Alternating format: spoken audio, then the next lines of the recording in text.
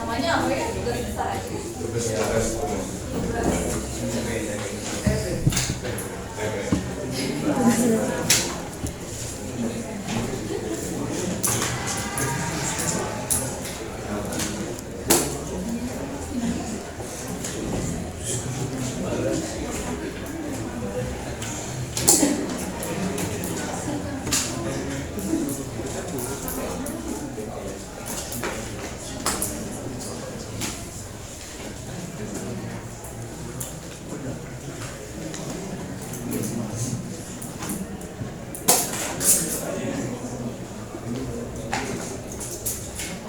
Oke ya, kalau misalnya maksimal 2 mahasiswa pas ya kalau dibagi jadi berapa kelompok? 15. Terus topik tiap kelompok, nah tapi dari 15 kelompok itu nggak boleh ada topik yang sama. Tapi misalnya gini, masalahnya berbeda, tapi penyelesaiannya sama misalnya tentunya apa-apa. Ya, yang penting ada perbedaan. Atau misalnya masalahnya sama tapi penyelesaiannya yang beda, nggak apa-apa, itu bisa dibagi. Ya, jadi nggak boleh sama, itu maksudnya sama persis, masalahnya sama, penyelesaiannya juga sama, metode penyelesaiannya itu nggak boleh. Ya, jadi nanti harus diskusi di kelas itu di apa aja, kelompok 1 apa, 2 apa, di list dulu, baru nanti di kerjakan, mulai kerjakan. Jadi topiknya dulu supaya tidak sama katanya. Ya. Terus isinya apa? Berarti tadi ada masalah mengenai keamanan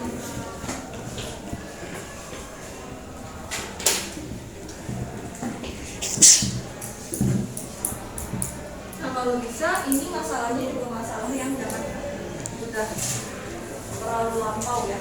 Kita ambil kalau standar di PA kan biasanya maksimal 5 tahun ke belakang. Ya, jadi kita coba mulai dari situ. Jangan ambil yang sudah 10 tahun misalnya.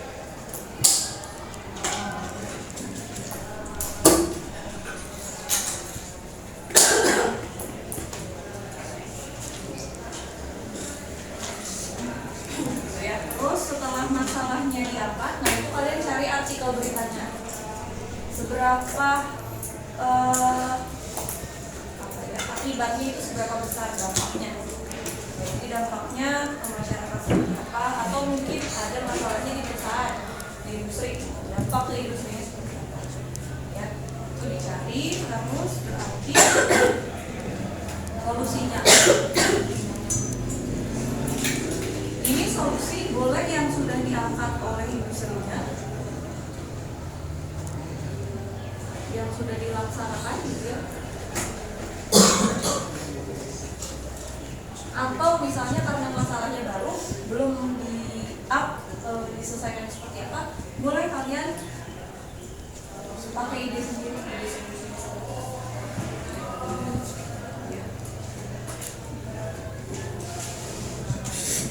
Atau boleh dua-duanya. Misalnya ada yang sudah dilaksanakan, tapi menurut kelompok kalian, harusnya itu yang bagus seperti ini.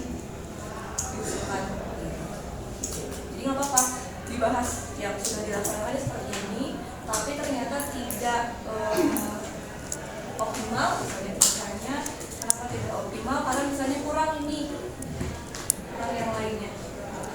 Misal, kurang. Silakan. solusinya ini disimulasikan.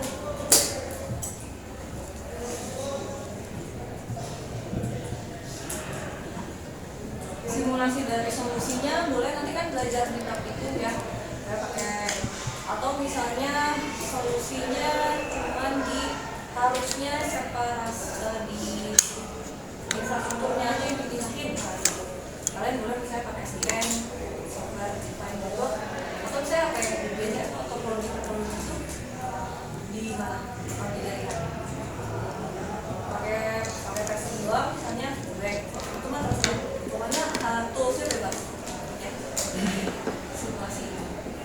Tapi kan sambil berjalan itu praktiknya sama Pak Taufik ya, belajar pakai loops.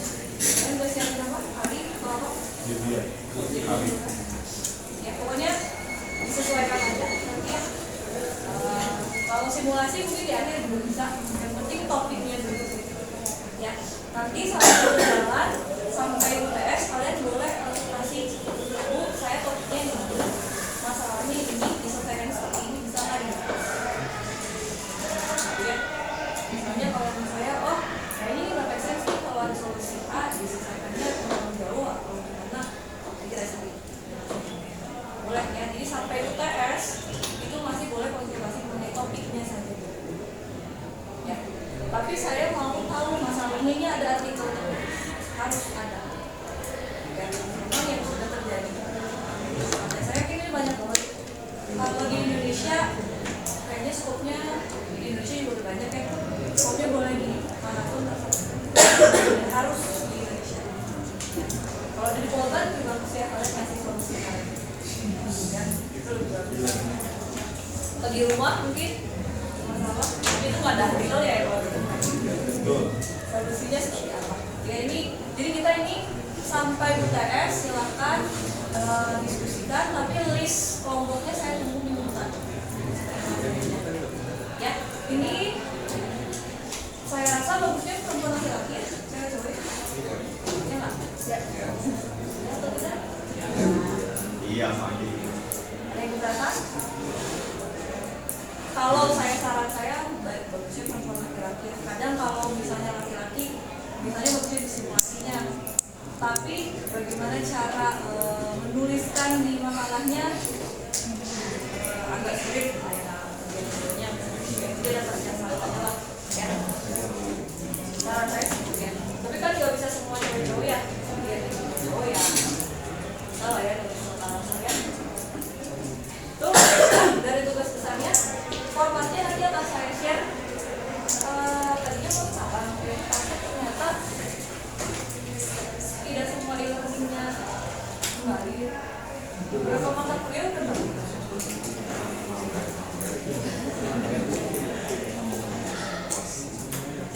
Beberapa mata kuliahnya udah balik, tapi yang ini belum ada, belum kembali lagi.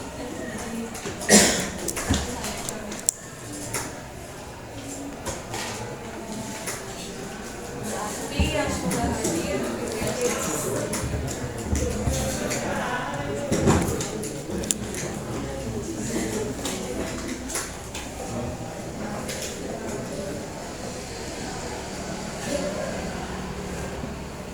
yang baik hadir ya.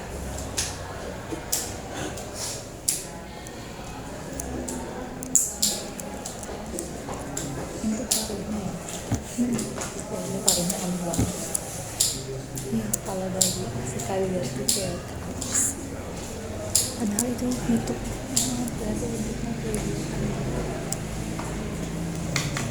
bingung. Aku kira gitu tahu. Ada yang ditanyakan mengenai tugas besarnya? Berarti yang kalian buat sebetulnya adalah makalah Ya dulu kalau presentasi itu bikinnya apa ya? Slide ya? Nanti presentasi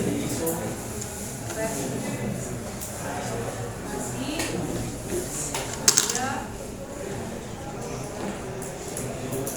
Ini kita laksanakan di minggu 12, 13, 14 gitu ya. 12, 13, 14.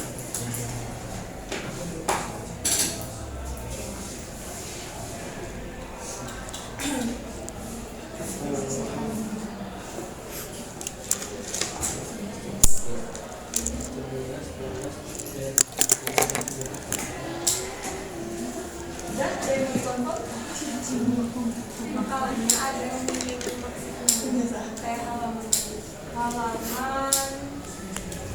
tapi formatnya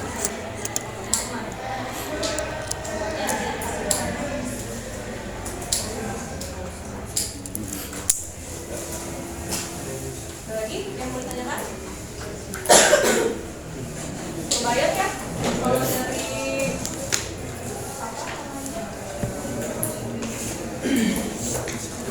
yang dikerjakannya kebayang ya?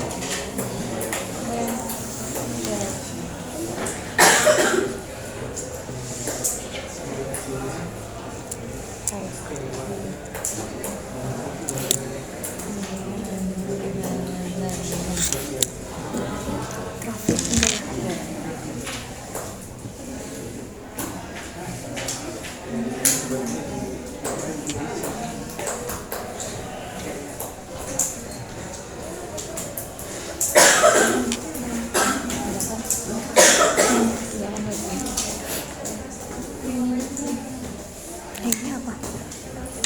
Hah? Iya.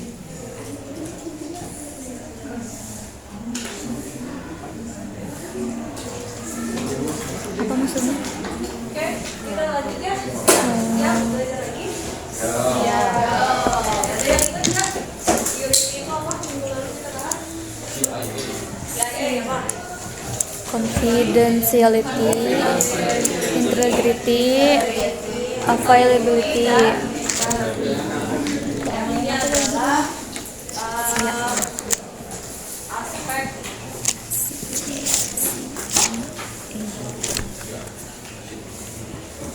aspek keamanan itu ada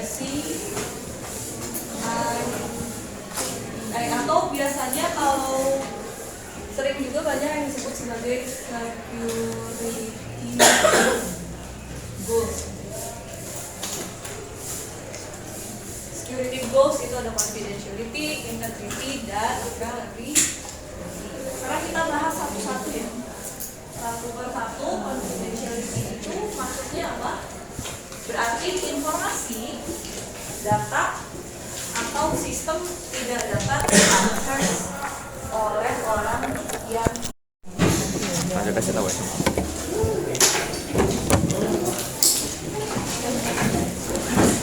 Paling nanti kita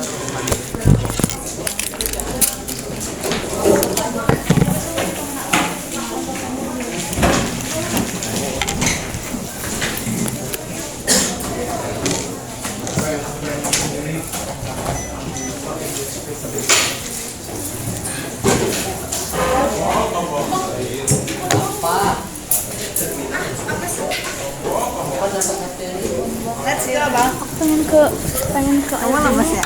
Puasa ya? Hah? Lemes ya? pengen ke air dulu. Masuk ini. Aku ke air dulu. Kayak sama apa? Sama kamu? Iya. Sama aku. Ya masa? Ke air.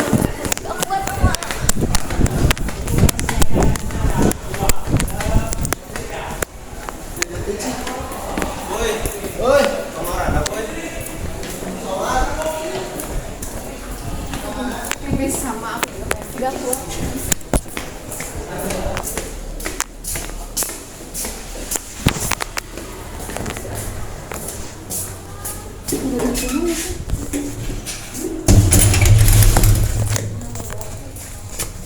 Ama,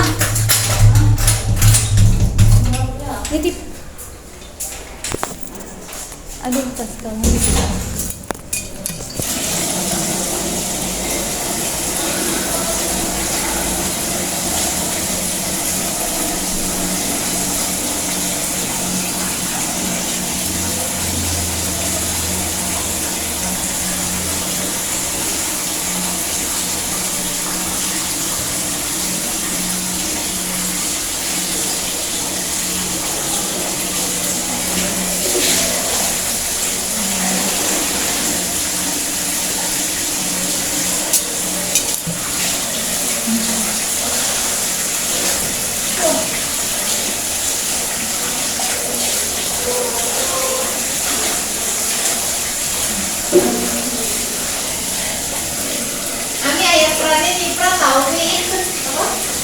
berani?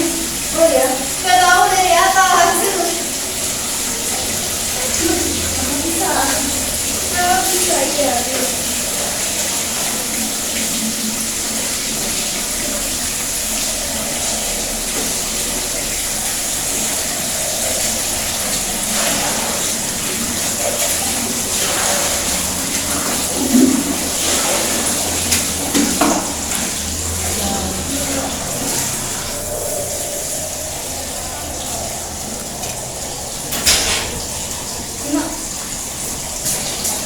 Kenapa ya ada air lipat ya?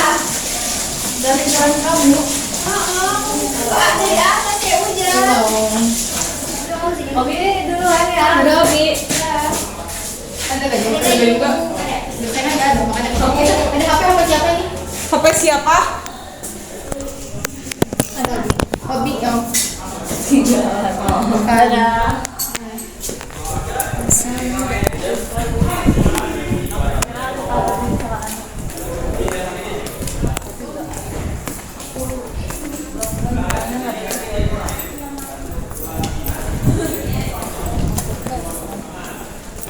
Pelajaran Oleh orang yang berhak kemudian informasi atau data atau sistem hanya dapat diakses oleh orang yang berhak, user yang berhak.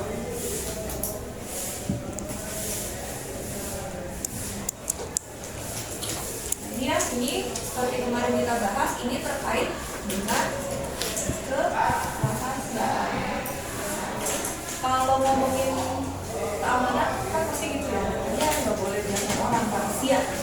Jadi security jadi sama kerahasiaan. Nah, tapi kita harus definisikan dulu. Kalau bicara data, ini data yang boleh, yang harus dirahasiakan, yang confidential, gitu ya, data confidential, sama yang boleh di-share, itu data seperti apa? Kita pisahkan dulu. Misalnya data pribadi misalnya data pendidikan. Kalau kalian mau melamar pekerjaan, data pendidikan confidential nggak? Enggak ya, malah harus kasih tahu. Saya udah pernah belajar ini, lulusan mana, gitu ya. Itu harus di-share ke sekolah, gitu ya. Terus data pekerjaan mana yang harus dirahasiakan ya? Kira-kira Intel ya. Terus apa lagi? Tapi ya sekarang mah di-share aja ya. Apalagi, oh mungkin data pekerjaannya mungkin Bu honornya berapa, nah itu dirahasiakan, kemudian data gajinya, honornya. Apalagi data pekerjaan yang harus datanya mungkin dia sebagai apa ya juga ya, jabatannya juga data keuangan, hampir semuanya di aspek keuangan perbankan ya confidential ya, dari kita RPK apalagi saldo ya. Data kesehatan, nah ini balik lagi kayak kemarin contohnya ya, kesehatannya mungkin ada yang belum di-share, ada yang tidak. Nah tapi kalau sekarang itu apapun data kesehatannya itu harus by user yang mengizinkan. Jadi kalau kita misalnya berobat meskipun cuma sakit gelap ke salah satu klinik, itu nggak boleh ketika ada orang lain yang nanya, tidak boleh di-share begitu saja. Bahkan ke ranah keluarga itu juga harus ada izin dari kita sebagai yang sakit. Kalau sekarang ya, kalau dulu mah kayaknya kalau keluarganya mungkin share-share aja ya. Jadi gitu, jadi perlu kita definisikan mana data yang kalau bisa dipisahkan data publik ya, mana yang satu lagi apa? private. Berarti data mana yang harus kita lindungi? Private. Yang harus private itu kan rahasia juga ya. Ya. Nah, kita doang yang tahu data. Kita harus bisa memisahkan mana data publik, mana data private. Data polban. Ada yang publik banyak ya. Case jurusan. Kalau denah polban Public. publik ya. Public. Denah polban ada nggak di web polban? Ada. Tapi kalau isinya udah detail kayak lokasi server di mana, Private. lokasi bagian keuangan di mana, kayaknya jangan ya. Biasanya di apa? Kalau di web Gedung. Iya. gitu ya. Gitu aja sih masih insya Allah nggak apa-apa ya. Apa yang private kalau data di Moban? Data apa? Data mahasiswa private nggak? Data mahasiswa yang private-nya misalnya nilai private bu. Cuman kalian dosennya dan Allah yang tahu bisa. Orang tua tahu nggak? Nggak ada ya. Kita nggak punya sistem orang tua bisa akses nilai ya. Enggak. Jadi memang udah hak mahasiswa aja ya. Dosen pun kan cuman mata kuliahnya dia doang ya. Saya wali kelas juga cuma tahu kelas ini doang, nggak ada dosen. Ya itu berarti private ya. Kalau akses nilai gimana caranya kalau di program? Web akademik. Berarti kalau web Polban ACID itu sifatnya publik. Kalau yang akademik sifatnya private. Jadi kita juga sudah melaksanakan sedikit setidaknya gitu ya. Akademik itu sudah administrasi kita sebagai warga Polban. Kalau yang publik mungkin ada orang yang tertarik atau mau tahu Polban.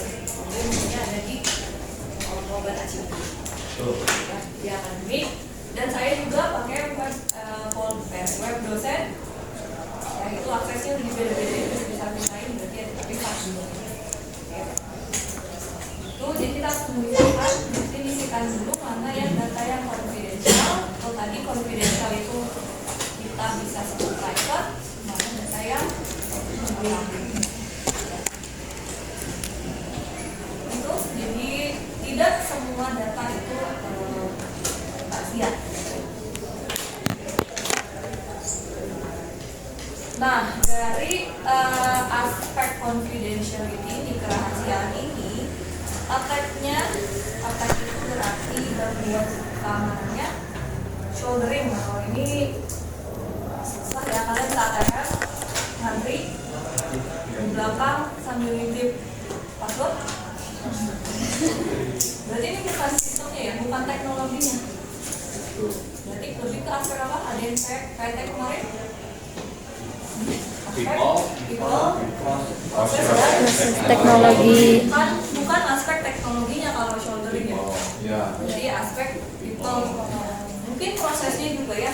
Harusnya ATM-nya nggak boleh tuh ada yang ngantri di belakangnya misalnya.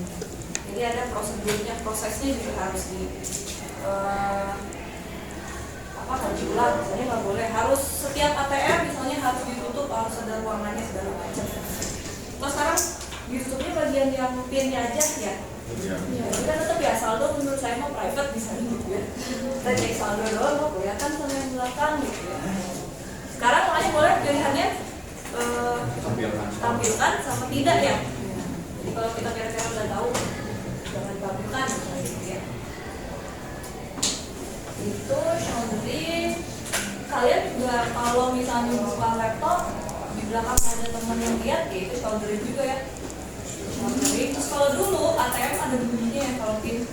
Iya. Pin. Nah, salah satunya itu mendengarkan setiap angka itu bunyinya beda-beda. Ada yang ngapalin bunyinya. Dua, seterusnya itu bunyinya beda. Itu juga ya. Tapi sekarang udah nggak ada bunyinya. Masih ada? Ada yang masih ada ya? Nggak ada ya. Udah tombol aja ya. Terus apa lagi? Terus sniffing di sadap. Biasanya kalau sadap itu kita udah bicara ke jaringannya, karena informasinya sudah diberi. Ya, jaringannya, misalnya di tengah-tengah dilihat informasinya seperti apa. Makanya banyak sekarang booming masalah enkripsi. Ya. Jadi jika dilakukan penyadapan, informasinya bisa dilihat tapi sangat sulit untuk dilihat. Nanti enkripsi ini kita bahas di kriptografi ya. Sekarang ini info. Nah, tracking tadi sudah di enkripsi. Jadi enkripsi itu misalnya informasinya ini ya. Informasinya ini di enkripsi. Nah, isinya tuh cuma A, B, 1, 2, 3, 4. Misal ya ini ya contoh. Ada 1. Jadi bisa dilihat. Tapi kok nggak ngerti apa sih? Ya, itu di enkripsi. Nah, tapi di bawah bisa di tracking juga. Ya, karena enkripsi ini ada metodenya. Ada caranya ya. Dari sini sampai sini tuh ada caranya. Ya, berarti ada cara lagi untuk membalikan kan? Dekripsi dibalikin dari sini, balik lagi ke informasi yang kita pahami.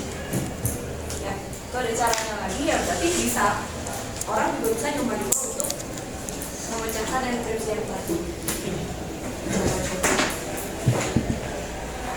Itu yang tracking ya. Atau misalnya kalau trackingnya ini nyoba password. Passwordnya saya tahu tanggal lahirnya, gitu ya. Saya tahu tanggal jadiannya, gitu. Jadi coba-coba itu salah satu dari tracking. Atau ada juga yang disebut ini adalah benar-benar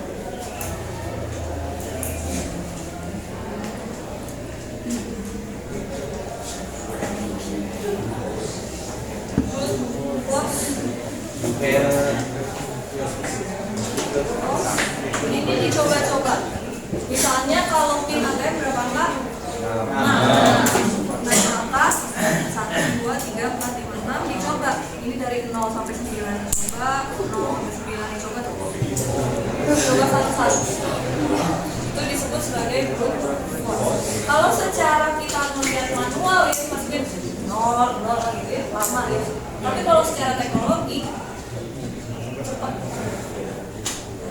Ya, kita udah punya listnya, tinggal dicoba aja 0 sampai 9 ini akan cepat banget kalau kita udah bisa. Sekarang apalagi RAM-nya udah gede-gede ya. Berarti Bu, rata-rata yang hacking buat kayak masuk itu alat-alat itu makanya bisa di track. Oh ini skalanya skala nasional karena misalnya sangat canggih, sangat detail. Misalnya ada waktu itu ada malwarenya itu diarah ke pokoknya software tertentu. Jadi kalau software lain yang nyala dia nggak akan si malwarenya, tapi software tertentu misalnya softwarenya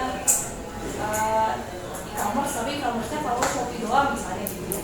Jadi e-commerce yang lain nyala itu nggak nyala, malwarenya itu udah canggih. Dia bisa memilah e-commerce aja udah susah.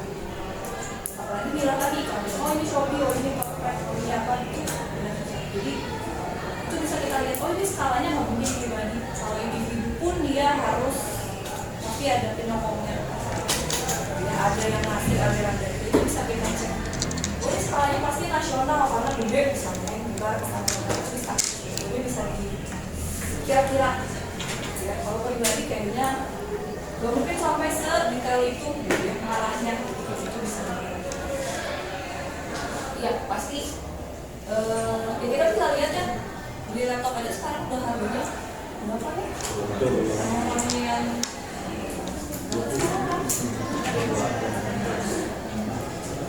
berapa ya? 3.000 aja berapa? Ya udah mahal banget. Bayangkan kalau ini sekali itu kayaknya gimana?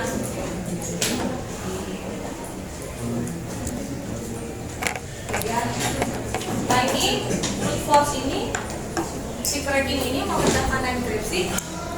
Dia bisa coba pakai brute force, bisa juga pakai dia analisis si enkripsinya itu metodenya kayak gimana? Mengubah dari informasi yang bisa dibaca menjadi nggak baca ya, yang nggak dapat dimengerti. Itu kan ada metodenya, nanti kita bahas di kriptografi, bisa dianalisis, namanya kriptoanalisis. Kriptografinya di analisis lagi, yang mana sih pasti device-nya pasti harus ya, mainan ini, kalian mainan apa? Bitcoin? Triko? Ada yang mana? Ada yang ikut maininnya? Ada?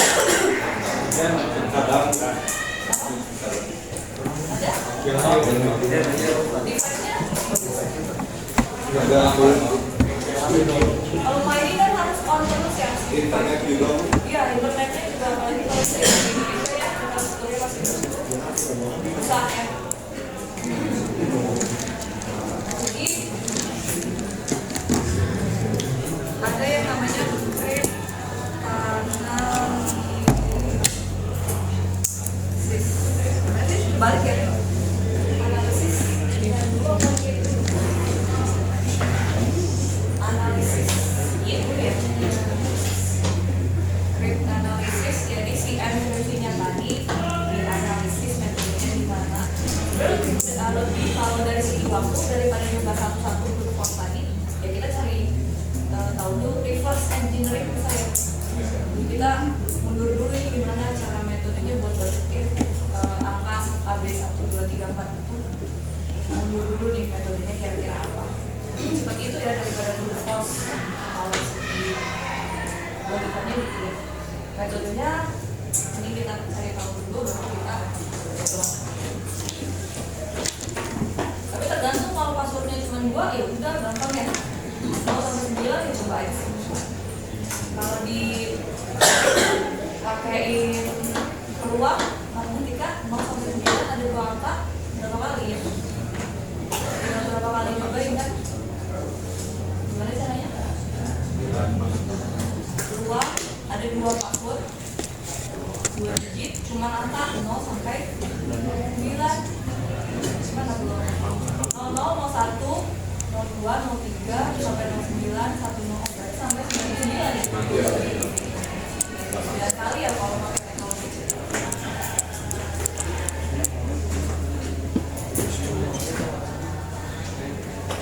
Nah, yang terakhir yang ini susah kita pelajari ya, itu adalah sosial. Ini saya punya videonya aja, ini video udah dari berapa puluh tahun yang lalu.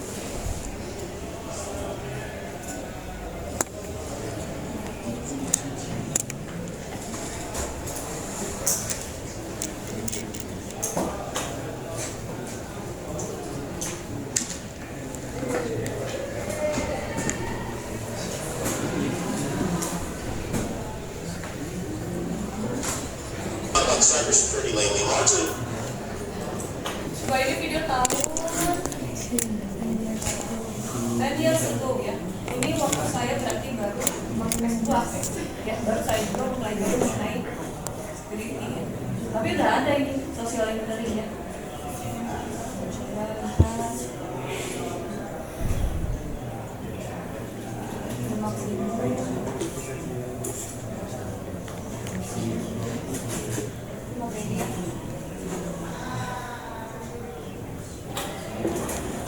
So many companies and individuals are more concerned about the safety and privacy of their information than ever. President Obama has unveiled a number of proposals this week to crack down on hackers, and he plans to address this in the State of the Union speech on Tuesday. It's great that the government is working on this, but the truth of the matter is, we need to do a better job of protecting ourselves. You know, the most popular password in the United States is password 123, and as long as that's the case, we're vulnerable. So today we sent a camera out on the Hollywood Boulevard to help people by asking them to tell us their password, and this is how that went. We're talking about cybersecurity today and how safe people's passwords are. What is one of your online passwords currently? It is my dog's name and the year I graduated from high school. What kind of dog do you have? Ya, ini sama Ranger aja dia kasih tahu nama anjingnya. Graduate ya. Gimana kalau yang nonton yang kenal? Dia tahu nama anjingnya dia siapa, kapan graduate-nya, tahu dia kenal atau temen gitu misalnya. Ya, ini nyebutin ini aja udah salah. Hello, Papillon. I'm glad to say, Jameson. I went to school back in Greensburg, Pennsylvania. What school? Hempfield Area Senior High School. Wow, when did you graduate? In 2009. It's like my dad's. Passwordnya? Ini sosial engineering. Apalagi ini statusnya di record, terus katanya mau masuk TV nih gitu ya. Jadi komunikasinya cepat. And then just like a random number. Okay. Does you have this cat for a while? Yeah, she's my childhood pet. Aw. And what's her name? Her name is Jolie. Jolie. So like a password here would be Jolie and then a number. Yeah. Like number 1? Like my birthday. Oh, when is your birthday? June 12th. 95. Oh, great. So Jolie, 6, 12, 95. Yes. Got it. So you read the name of Dia itu loh dia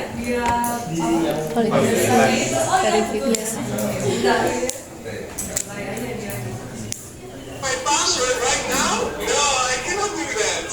But we all want to know what it is so we can tell you if it's strong or not. Oh my goodness.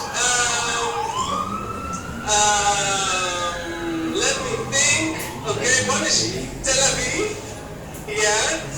4, 6, 8. And then Israel. It's only 3, but it's for me it's strong enough.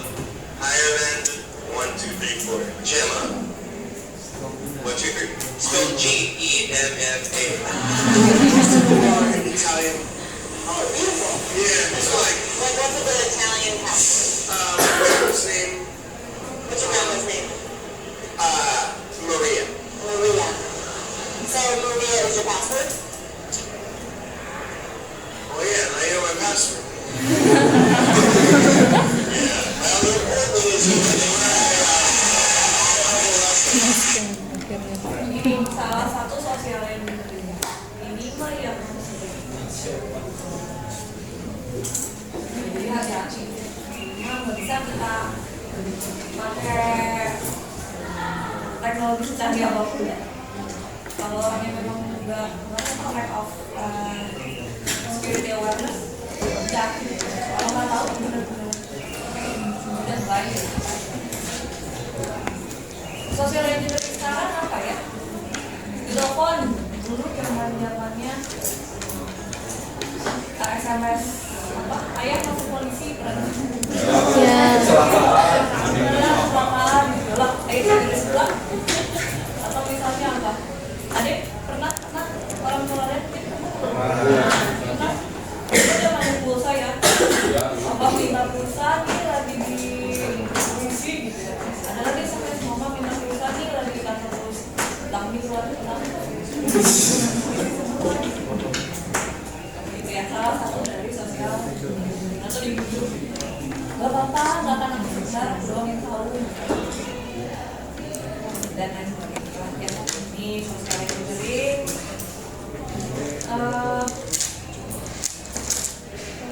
Terus proteksinya kira-kira seperti apa?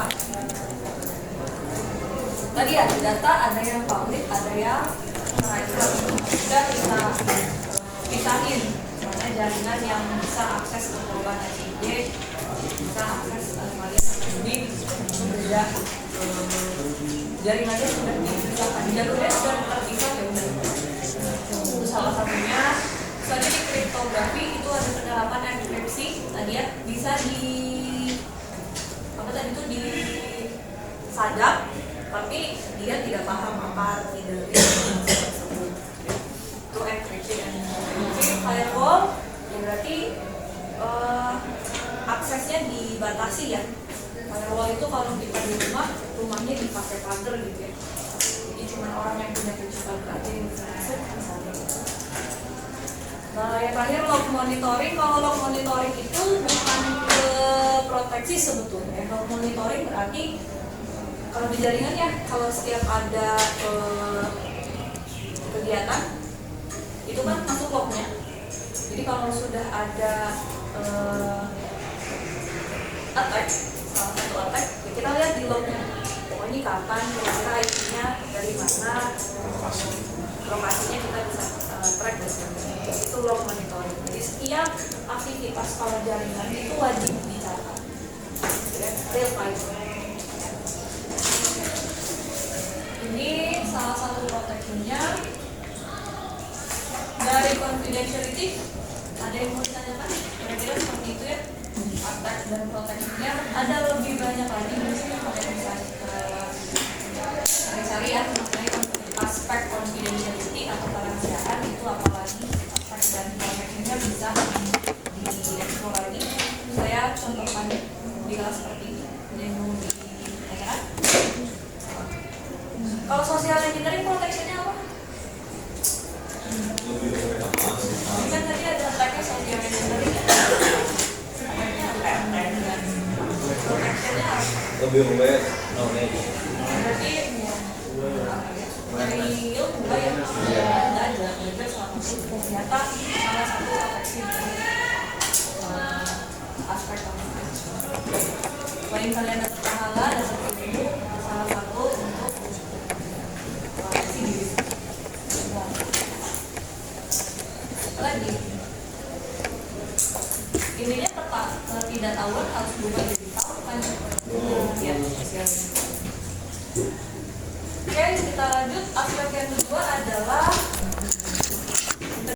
data atau sistem hanya boleh berubah, tidak lagi ya. Hanya boleh berubah ketika diperbolehkan oleh penggunaan atau usernya kan. Jadi nggak boleh berubah sama orang lain itu nggak boleh. Tanpa seizin usernya itu tidak boleh berubah. Contohnya, nah sebetulnya sistem pemilu itu wajib ada integritasnya ya. Si A,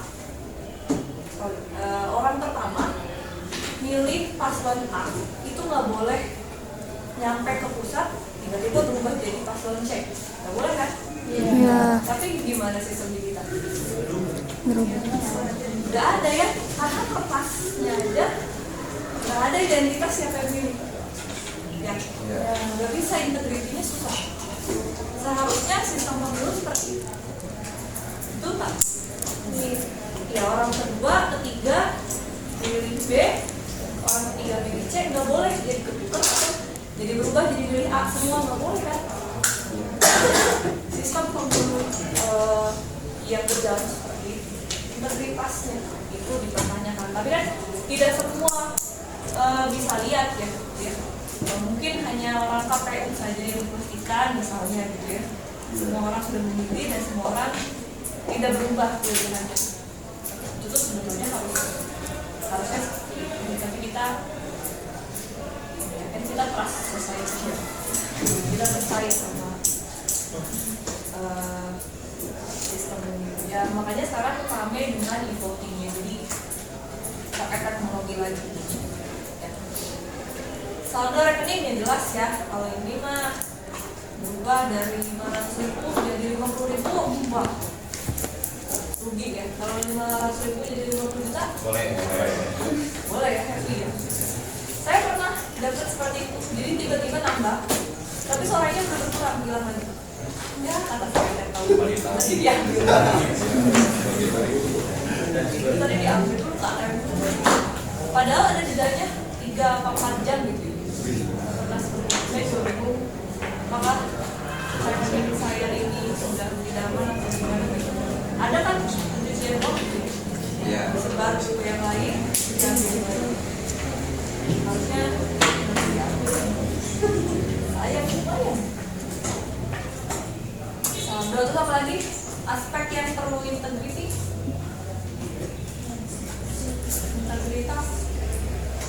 awalnya ujian wajib ya, nggak boleh tiba-tiba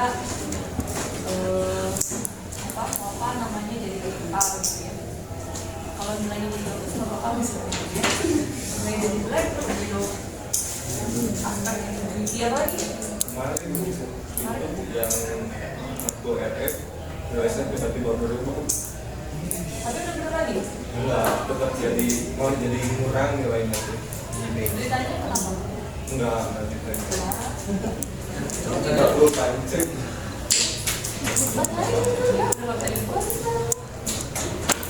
dari apa? Dari B ke BC. Lumayan lah, kurang udah protes? Nah, mau gimana lagi tuh nggak ada, soalnya nggak ada bukti waktu nilai B-nya nggak di SS. Saya tiba-tiba pas ngecek waktu mau masuk, lihat lagi tiba-tiba di BC. Padahal susah kan sebenarnya Pak Anjen Pak ini coba di data yang Bapak misalnya apa? Takutnya salah sistemnya. Oh, Bapaknya salah masukin urutan. Ada lagi, ya berarti nilai juga nggak boleh. Terus apa lagi? Yang harus ada aspek integrity-nya.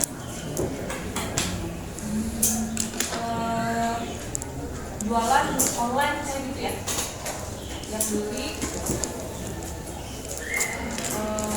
si A yang harus nyampainya ke si A juga gitu kan. Jadi di tengah jalan tiba-tiba dibelokin ke yang lain. Banyak ya aspek integrity. Jadi tidak boleh diubah oleh pihak yang tidak, atau hanya boleh diubah ketika yang punyanya sudah mengizinkan. Integritas ini ya biasanya memang ya adanya di sistem transaksi digital. Kalau sistem-sistem yang lain misalnya pemilunya pemilu pilih KM, perlu aspek integritas nggak? Enggak, kayak misalnya ini ada siapa yang pilih si A, tapi udah. Yang penting jumlahnya sesuai sama warga kelasnya gitu ya misalnya. Ada beberapa itu yang nggak memerlukan aspek. Terus jadi kira-kira itu tahun kemarin teksnya seperti apa? masih ada sampai sekarang. Jadi lakuin ya.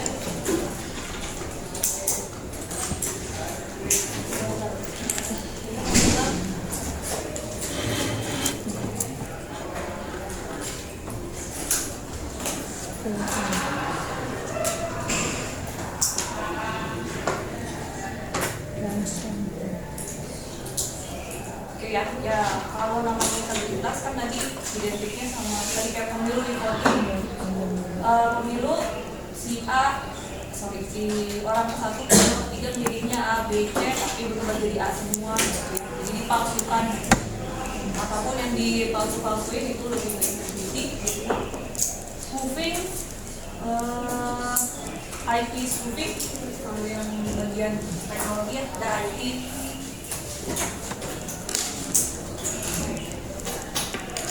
Spoofing, jadi kan kalau IP kita bisa berdasarkan lokasi kan ya, lokasi korban akhirnya di korban di mana misalnya, mungkin bisa pakai apa kalau IP ganti-ganti VPN.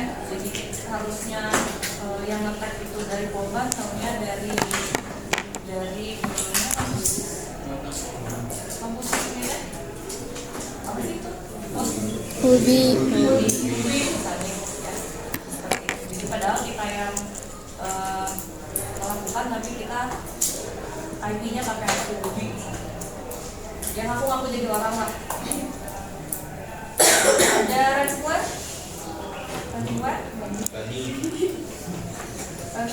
apa? Ya, kemarin ya. Oh iya, Dani ya. Iya.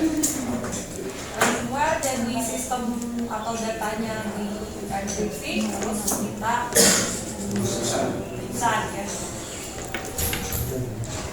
Terus ada lagi man in the middle attack, MITM ya. Man in the middle attack. Kira-kira apa nih? Ada orang in the middle, tengah-tengah. Man in the middle, ada orang di tengah-tengah. tengah-tengah, biasanya di jaringan kan ya, tadi sama kayak sadap.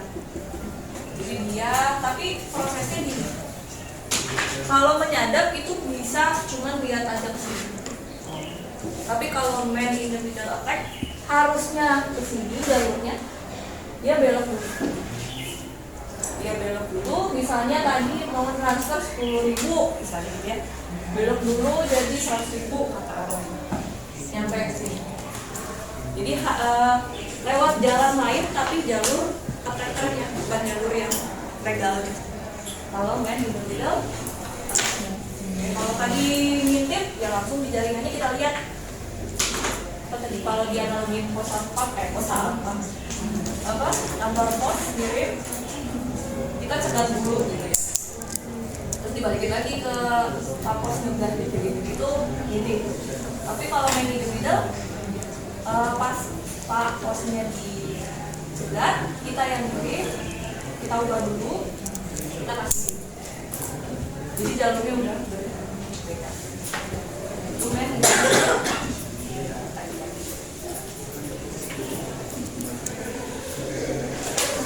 Itu attack yang terkait sama integritas, berarti gimana proteksinya?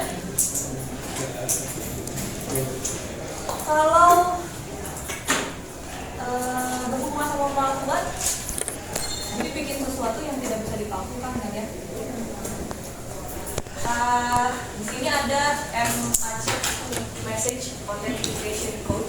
Jadi ketika kita mengirimkan sesuatu, mengirimkan informasi di enkripsi, ya. Enkripsinya itu kalau ada nanti sampai ke penggunanya berubah, ketika dienkripsi lagi nanti disamain. Kalau sama berarti oh tidak ada yang berubah. Tapi kalau ada yang berbeda, oh berarti ini informasinya sudah ada attack di tengah jalan, kata dia main attack. Itu fungsi dari hash function. Message MAC itu ada hash function, salah satunya informasinya dienkripsi, tapi dikirimnya jadi dikirimnya itu misalnya email ya, kirimnya ini sama di bawahnya ada hasil enkripsinya ya.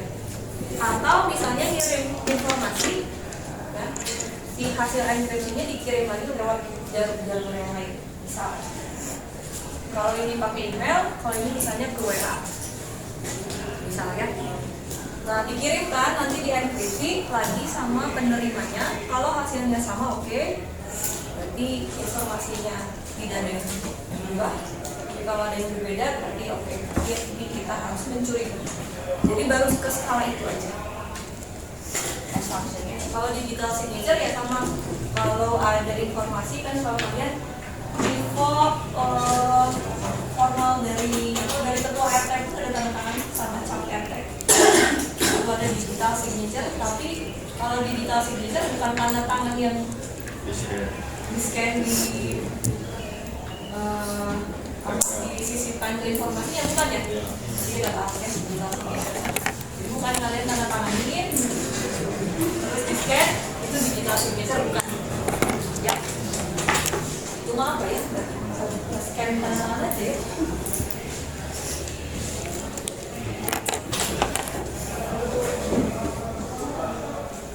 Oke, itu mengenai terbukti. Lanjut terakhir apa? Ada aspek ketersedia. Informasi data atau sistem. Kalau availability lebih ke layanannya ya. Layanannya itu harus bisa diakses kapanpun. Mungkin dulu sebelum teknologi berkembang pesat ya tidak tersedia kan, misalnya layanan sekarang dulu kalau mau transfer uang harus ke bank, kalau banknya lagi malam-malam libur, malam-malam sudah tidak beroperasi, ya udah nggak bisa transfer kan. Jadi aspek availability ini ya ketika memang sudah ada teknologi. E-commerce, kalau tiba-tiba kalau e-commerce-nya down, tidak hanya yang punya e-commerce-nya aja yang rugi ya, tapi penjualnya di sana rugi, kita pun sebagai pembeli kalian mungkin ada yang jualan ya, proses bisnisnya berhenti, yang beli pun jadi susah. Misalnya harusnya bisa pakai apa ya, kalau sudah datang kan ada yang bisa cepat, terus kita harus nyari-nyari sendiri misalnya ya. E-ticketing gelap ya, itu contoh yang paling memang terpusat di Indonesia adalah kereta api. KAI kalau nggak ada, misalnya down, dan proses bisnisnya semenit aja KAI down, itu sudah ruginya sangat besar ya. ATM harusnya nggak boleh down, tapi kita sering kayaknya ATM ini sedang rusak ya. BRI ya. Kalian kalau BRI pakai apa? BRI kamu kan dari Polda kan? BRI juga sering down ya. BRI itu apa ya? Bank kita tuh singkatinnya bank rusak. Bank rusak ya. Tapi mbak apa ya? Pokoknya jadi setiap ATM-nya mohon maaf aja semuanya. Nah, sistem akademik kampus ini layanannya kira-kira boleh nggak ya? Nggak boleh harusnya ya, tapi kemarin di learning kita down, banyak yang bilangnya saya rasakan banget sih, karena salah satu menyimpan tugas-tugas dari kalian. Sekarang kalau misalnya harus hard copy, repot ya bawa kemana-mana gitu ya. Kalau soal terus harus pakai file sendiri, batasin. Pakai email folder sekarang dibatasin drive-nya. Jadi cukup saya mengalami kesulitan lah ketika e-learning-nya dan ya. Materi-materi yang boleh di-share mungkin kalian mau baca lagi gitu, bisa kemudian. Sampai ini nggak boleh. Belajar ya, mungkin komen masih berbicara. Kenapa? Ini coba kita lihat ya. Semua aspeknya ini berpengaruh sama proses bisnis. Dan pasti basicnya ini ada bisnisnya. Makanya harus terus on gitu ya. Kalau yang ada proses bisnis seperti apa? Di voting kan nggak terus semuanya tapi kenapa kalau lagi ada di aja hari lain ya udah nggak usah malah harus ada terus apalagi ya yang tidak harus sedia terus-menerus. Susah ya, sekarang kita udah benar-benar bergantung sama teknologi ya. E-commerce pun bahkan sangat teknologi. Nah berarti attack-nya apa? Kalau tadi itu kan ketersediaan ya. Berarti attack-nya adalah meniadakan berarti ya. Tadinya tersedia terus, available terus, sekarang tidak tersedia. Ada yang namanya DOS attack, denial of service. Service-nya ditiadakan gitu ya. Kan tadi ketersediaan, berarti attack-nya adalah kebalikannya, ditiadakan, deny. Service-nya deny. Ini ada DOS attack.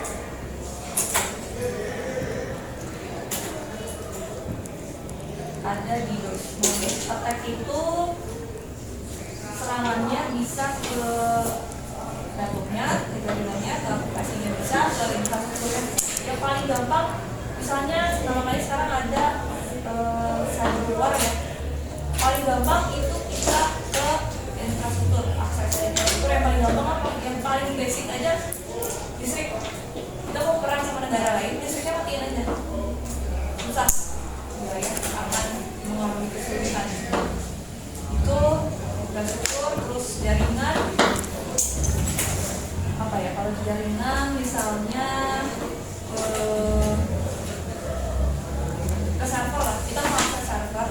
Kalau yang DOS attack itu berarti satu perangkat itu meminta request terus-terusan. Jadi kayak kita misalnya ke rumah sakit ada cuma layanin satu orang aja terus, karena dia terus-terusan terus. Gak bisa kan layanan yang lainnya berjalan karena dia sibuk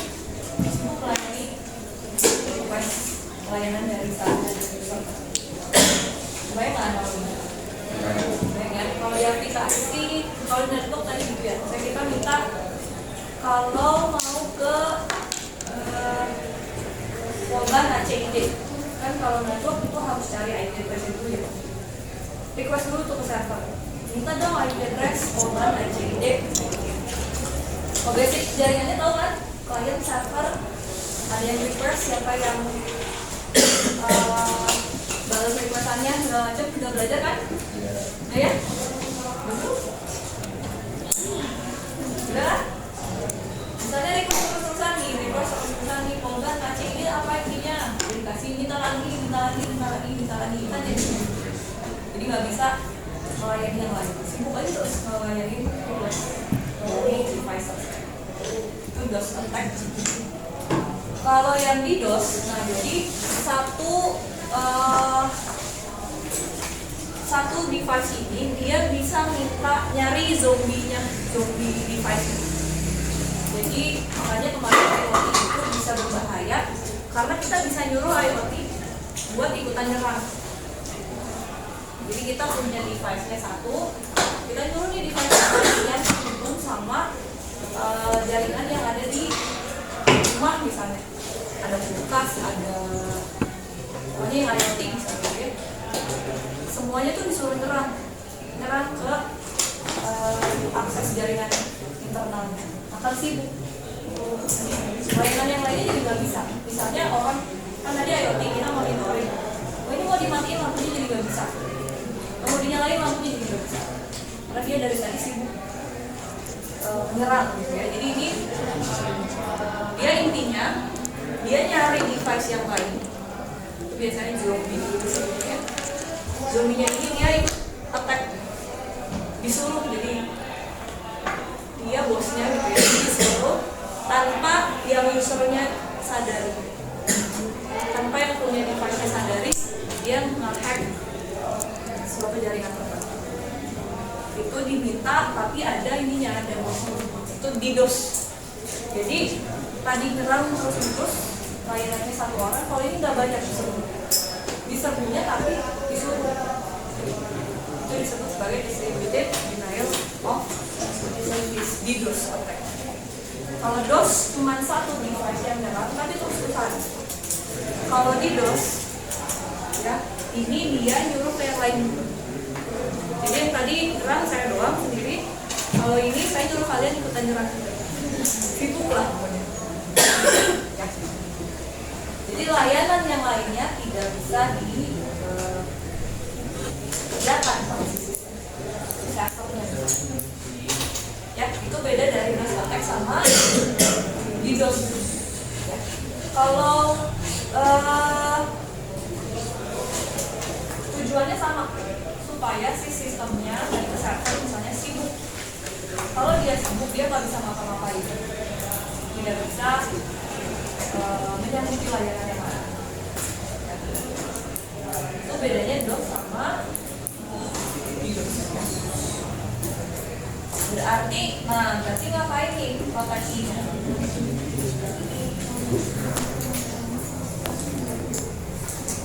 Proteksinya adalah berarti tadi kalau servernya diserang terus-menerus, ya dia berarti kalau sama user yang lain down ya, nggak bisa diakses kan. Jadi down, berarti harus diapain ya, servernya diberikan ada backup server yang lain. Jadi server yang lain diaktifkan ketika server yang sibuk ya. Itu banyak sekarang TA seperti itu. TA pakai metode jadi jaringannya dibagi servernya, kalau yang server ini kemanain gitu ya, ada berdasarkan metode. Terus sekarang banyak yang TA seperti itu. Duplicate tadi backup, dia datanya di backup. Kalau misalnya tidak tersedia, berarti ya tadi server lain bisa menyediakan datanya. Filtering, nah kalau tadi DOS attack dari satu device itu bisa kita lihat, oh ini IP ini tuh ngapain sih, dia nggak beres-beres. Tadi kan request folder dan CID, IP-nya berapa? Ini ngapain terus-terusan request sampai request, itu kan nggak make sense. Itu bisa difilter, jadi IP ini stop dulu, IP yang lain boleh. Jadi selain IP yang tadi request terus menerus, di blok dulu, jadi di filter mana yang IP yang boleh dan yang tidak diakses. Terus ada BCP ya, Business Continuity Planning. Tadi ya terkait ke kalau ada ini tadi harus menyediakan server di tempat yang berbeda supaya misalnya downnya bukan karena attack atau apa, downnya misalnya karena bencana. Bencana kan ya memang harus, kalau server ditaruh di tempat yang sama ya dulunya karena bencana kan, jadi harus ditempatkan di lokasi yang itu masuknya ke planning. Jadi harus menyiapkan recovery plan. Itu lebih ke apa ya, regulasi gitu, supaya bisnisnya tetap hidup gitu ya. Rencananya apa sih gitu. Salah satunya itu kalau ada bencana alam kan nggak bisa dihindari ya. Jadi harus bukan salah satunya servernya di tempat yang berbeda, harus jauh. Servernya satu di Bandung, satu misalnya harus beda pulau, itu di Bali. Cyber drill itu kalau apa ya? Kalau orang Korea itu apa wamil ya? Militer. Mempersiapkan kalau ada teks seperti ini kita harus gimana? Kalau ada tidak persediaan berarti orangnya harus, kita sebagai yang punya teknologi biasa ke cyber drill, jadi mempersiapkan si people-nya ini kalau ada attack-attack. Latihan, kalau ada insiden handlingnya gimana?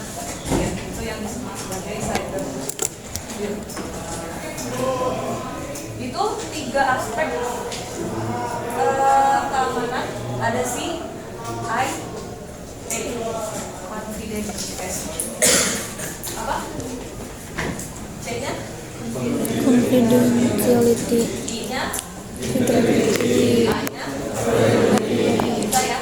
Nanti boleh kalau pas presentasi aspek B-nya apa, aspek I-nya apa, aspek A-nya. Kalian nanti presentasi selama mungkin sejelas mungkin pasti lebih informasinya lengkap. Nah tapi ternyata karena kita kan banyak pakai teknologi ya, jadi transaksi lebih banyak pakai transaksi digital. Ada aspek-aspek lain. Non-repudiation, biar sakal. Kalian apa? Kelasnya apa? Biar kabel, bongkar. Kabel. Kalau kata-kata biar kawat. Kalian jadinya? Biar kawat ya. Karena kabel mah belum tentu bisa mengakhirkan. Nir sangkal. Nah, harus ada aspek nir sangkal. Terutama ini aspek-aspek yang ada di transaksi digital. Non-repudiation nir sangkal. Jadi transaksi yang sudah dilakukan tidak bisa disanggah sama orang tersebut. Kita belanja, terus pas nyampe suruh bayar, tadi siapa deh? Oh bukan, saya tuh nggak sendiri, nggak bisa. Transaksi palsu, atau kita berpura-pura jadi orang lain. Misalnya kita apa ya, ada kasus misalnya kalian dendam sama siapa gitu, kalian tahu namanya, nama lengkapnya, alamat rumahnya, tahu detail, terus kirim ke sana, suruh dia bayar gitu ya. Padahal kan kita yang pesen, tapi orang lain yang suruh bayar. Ada yang sekarang ya buku kasusnya ya.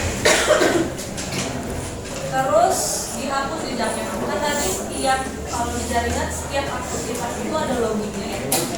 Nah ini dihapus loginnya. Jadi kita nggak tahu siapa yang sudah melakukan A, B, C, D, E, itu nggak tahu.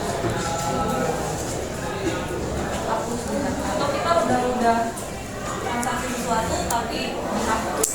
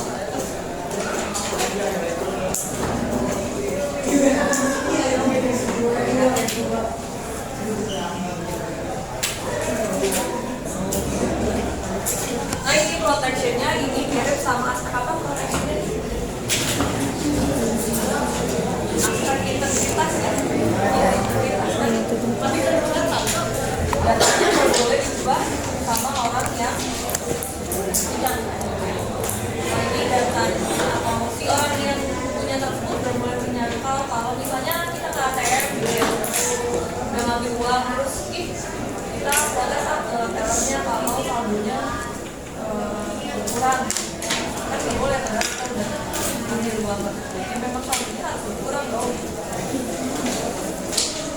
Ya, proteksinya ini mirip sama yang tadi ini ya. Ini termasuk dalam message authentication code function di dalam signature itu MIC. Ini kita bahas mengenai keamanan di kriptografi. Lalu login juga yang login tadi dicatat si A harus ngapain, si B ngapain di jaringan itu. Server ngapain, si switch terus port yang A, B, C itu harus ngapain. Tidak catat.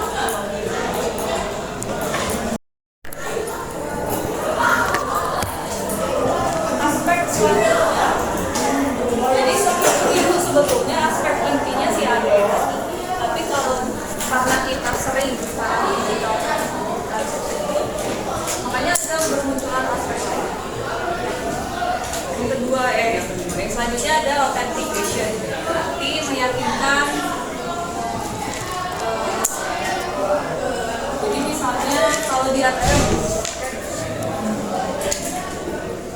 ini ada 3 factors authentication yang bisa meyakinkan faktor authentication ini. Ada 3 authentication, ada possession factor, itu what you have. Biasanya kalau ATM, oh punyanya apa? Punyanya kartu ATM.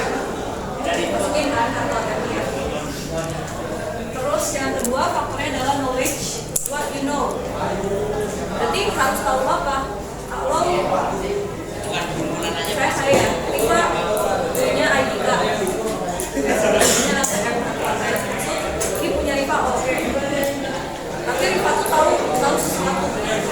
Selain dia punya kartu, ATM, harus tahu pinnya, masukin pinnya. Oh udah buku. Nah, jadi ATM kita itu baru 2 factors authentication. Ini baru ID card, baru what you have sama what you know aja. Jadi rata-rata itu ya baru 2 factors. Kalian masuk ke akademik berarti pakai user sama password ya.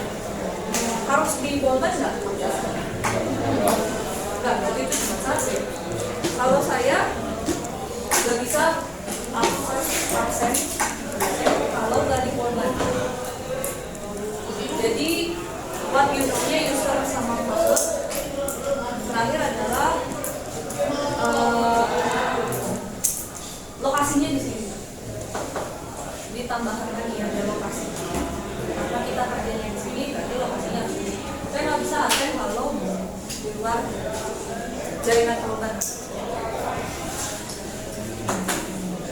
Kalau mau bagus lagi, ditambah lagi. Kalau kalian ke ATM tadi punya kartu ATM masukin, pinnya masukin, biometrik, misalnya pakai apa? Fingerprint. Sebetulnya lebih aman seperti itu ya. Jadi kalau kartunya hilang, terus dia udah living sebelumnya, ya, atau kartunya kalian udah ngambil, terus kartunya ketinggalan. Orang yang belakang saya tadi udah tahu passwordnya, bisa ambil kan? Ya.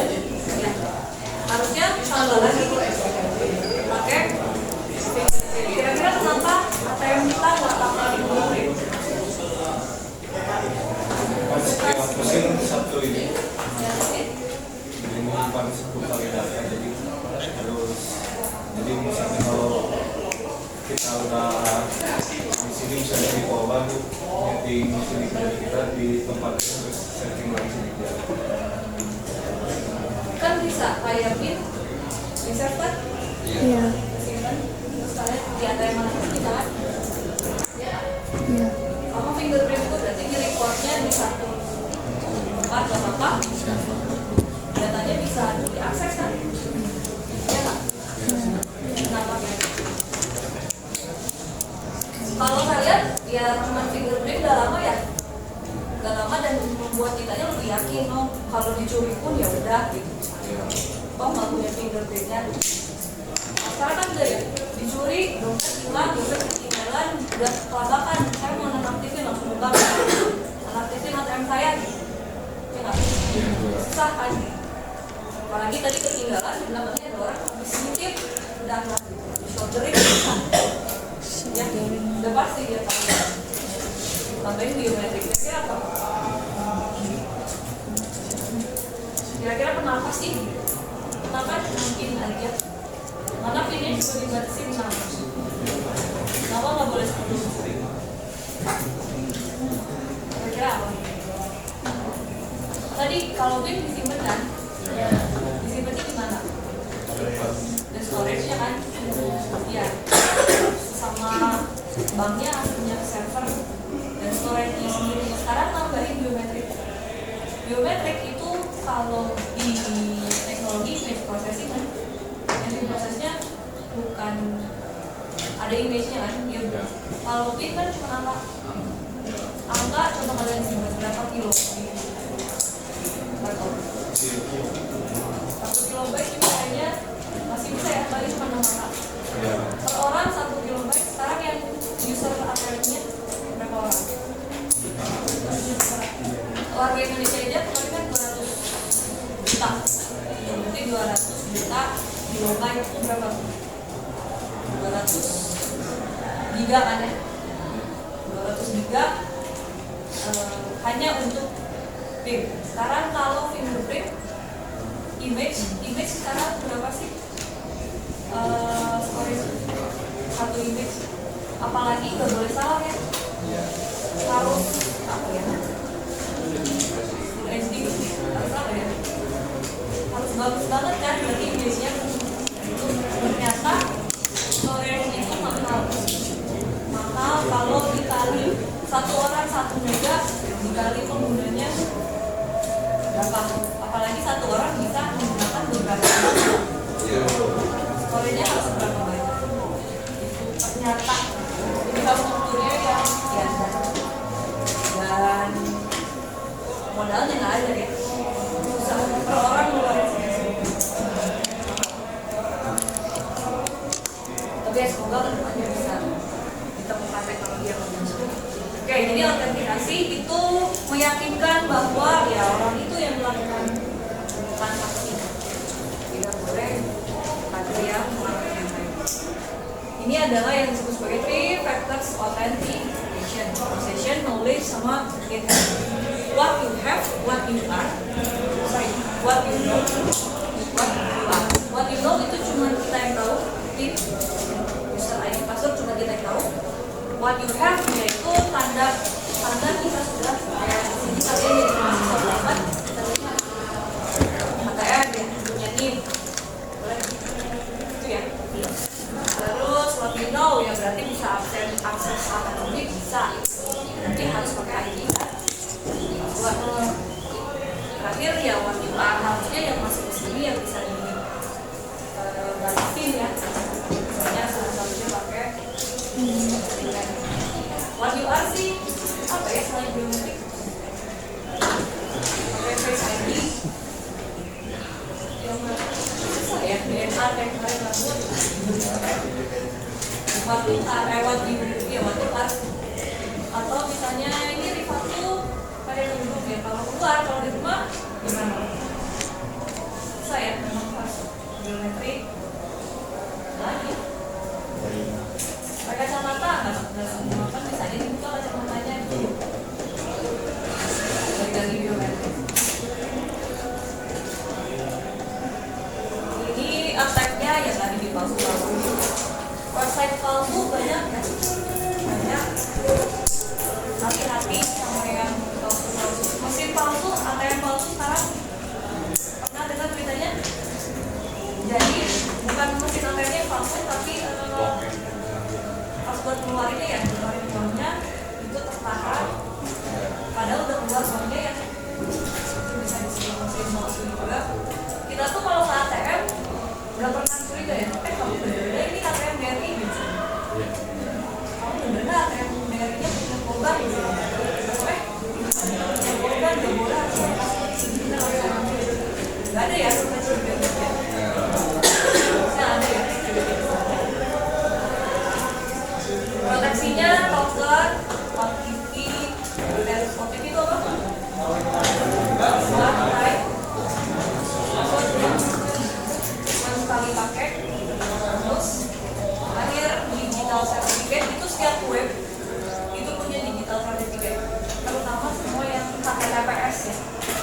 dia sudah diverifikasi sama lembaga yang legal. Yang paling banyak Google ya, pasti ya. Yaitu lembaga yang bisa memverifikasi link-linknya yang legal. Nanti kita lihat ya di dalam sertifikat. Ini authentication. Terakhir ada akses control. Ini selain di kebijakan atau peraturan internalnya, peraturan misalnya di Polda gitu ya. Ini juga di jaringannya bisa kita pisahkan. Kayak tadi akses publik Polban, polban.ac.id itu publik. Tapi akademik private, yang web akademik. Nah, berarti tidak hanya webnya saja yang dipisahkan, tapi jalurnya juga bisa dipisahkan. Di rules-nya ada rules-nya, terus dipisahkan berdasarkan apa namanya? Kalau umum, kalau bukan mahasiswa nggak bisa akses akademik. Kalau umum cuma bisa akses yang Polban aja. Berdasarkan itu apa ya? Berdasarkan apa ya? Ya ini kita sebagai mahasiswa, sebagai dosen, kalian kan, saya juga nggak bisa akses web akademik ya, punya rules-nya masing-masing. Dipisahkan, jadi selain webnya dipisahkan, tapi jaringannya pun bisa dipisahkan. Akses kontrol. Jadi mekanisme untuk mengatur ini usernya siapa, boleh apa aja, boleh ngapain aja. Saya di akademik, kalian bisa cuma lihat nilai, tapi nggak bisa kan mengubah nilai. Ya misalnya. Klasifikasinya tadi public, private, ya tadi. Mungkin ada yang lebih atas lagi, confidential atau yang top secret yang sangat rahasia.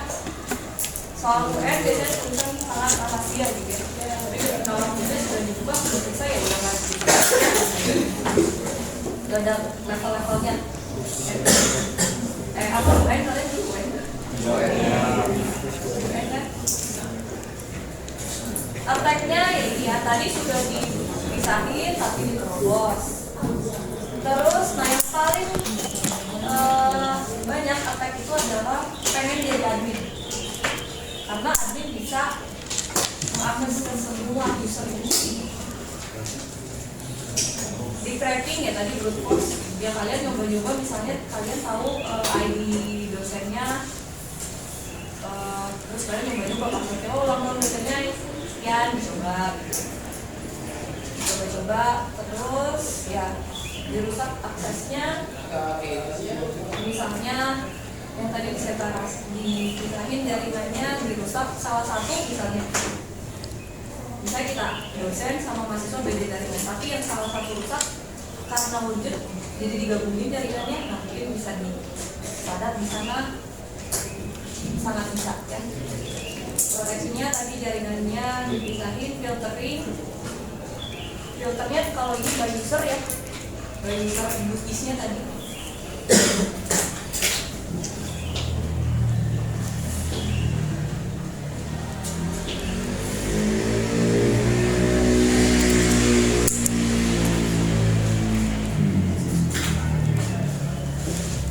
Kira-kira seperti itu untuk pertemuan hari ini.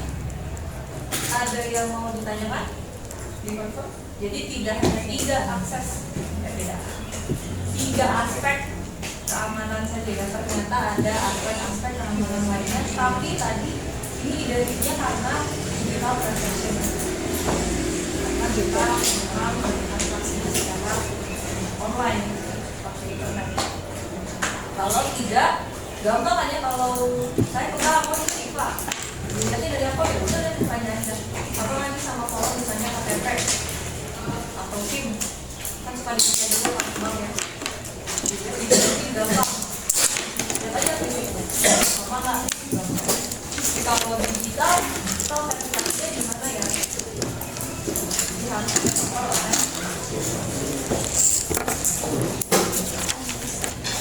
Jadi untuk pertemuan kali ini ada yang mau diberikan? Hari ini lebih banyak saya yang